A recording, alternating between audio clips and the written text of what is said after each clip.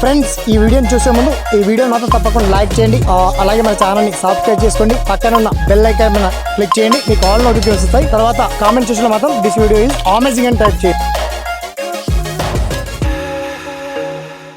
Friends మొత్తానికి తెలంగాణ రాష్ట్ర వ్యాప్తంగా రైతు రుణమాఫీకి సంబంధించి ప్రధానమైనటువంటి చర్చ ఈ వీడియోలో.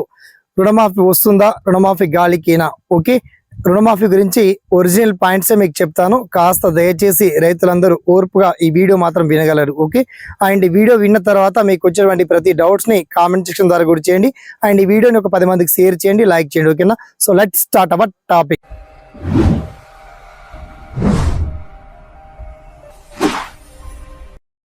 ఫ్రెండ్స్ మొత్తానికి రైతు రుణమాఫీ విషయానికి వచ్చేసి మనకు ఆల్రెడీ డిసెంబర్ చివరి వారంలో ఎన్నికల కోడ్, సర్పంచ్ ఎలక్షన్ కోడ్ అనేది వస్తున్నాయి. కాబట్టి నాకు తెలిసి 100% జనవరి చివరి వారం వరకు రైతు రుణమాఫీ జరిగే ప్రసక్తి లేదు. అంతకంటే ముందు ఏమైనా జరిగితే అది కూడా రైతు బంధు పేమెంట్ వచ్చేస్తాయి, కానీ రుణమాఫీ మాత్రం ఇప్పట్లో మాత్రం కాస్త రావండి.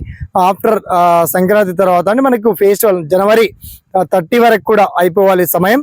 సో మనకు ఫిబ్రవరి ఫస్ట్ వీక్ లేదా సెకండ్ వీక్ లో రుణమాఫీ ప్రాసెస్ అనేది ఛాన్స్ అంటే స్టార్ట్ అయ్యేటువంటి ఛాన్స్ కనబడతా ఉంది.